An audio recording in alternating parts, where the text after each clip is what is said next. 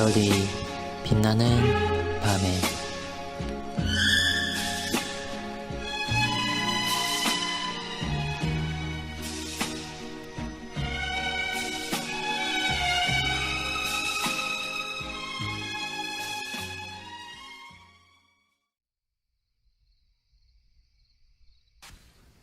육신문은 79일차를 참고해 주시기 바랍니다. 교리문답이 복음을 들어본 적이 없고 따라서 예수 그리스도를 알지도 믿지도 못하는 사람들은 구원을 받지 못한다고 답을 합니다. 이것은 계시된 진리에 대한 신앙과 구원이 분리될 수 없다는 것을 말해주고 있습니다. 모든 불신앙과 배교는 계시된 진리에서 벗어나는 자들에 의해서 발생하게 됩니다. 첫사람과 사탄의 대화에서 하나님의 말씀이 변조되고 왜곡된 것을 볼 수 있습니다. 이스라엘이 여호와 하나님으로부터 계시된 율법을 받았습니다.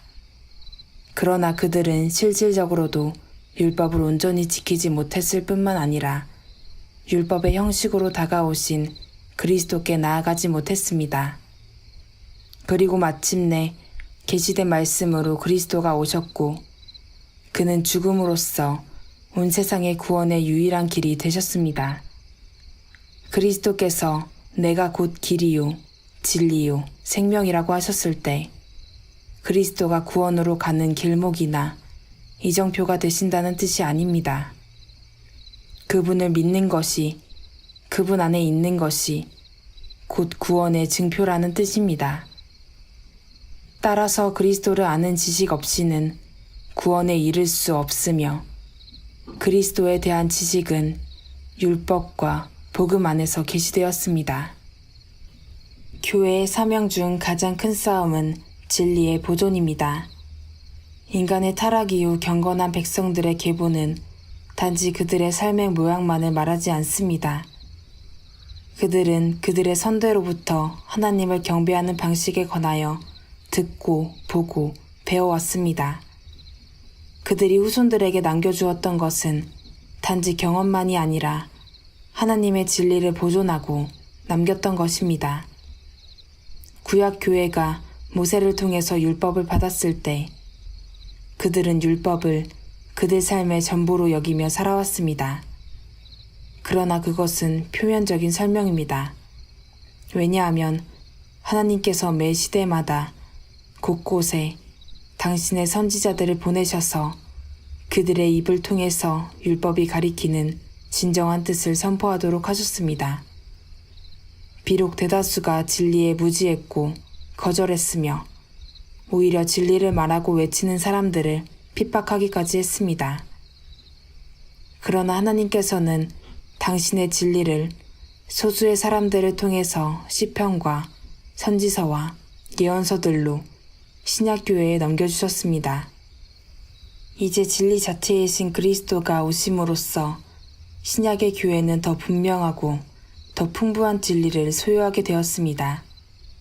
그러나 성경 66권으로 모든 계시가 종결되었을 때 교회는 새로운 국면을 맞이하게 됩니다.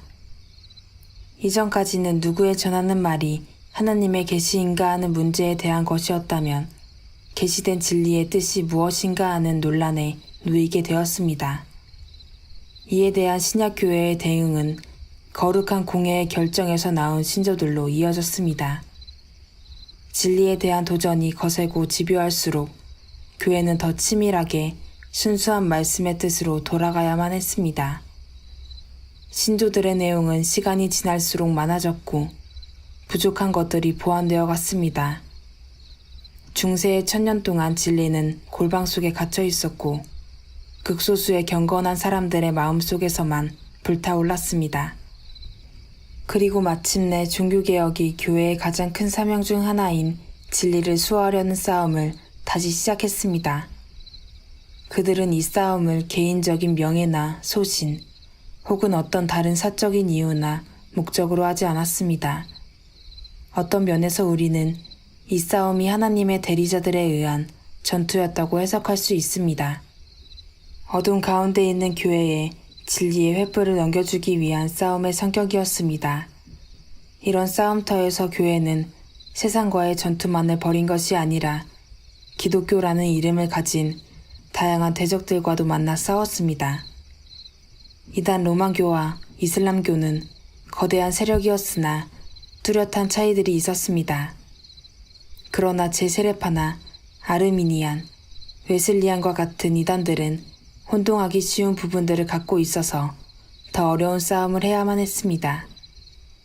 이러한 싸움은 지금도 지속되고 있고 지금은 더욱더 진리에 대한 다양한 형태의 대적들이 존재하고 있어서 교회는 더 어려운 싸움을 싸워나가지 않으면 안 됩니다.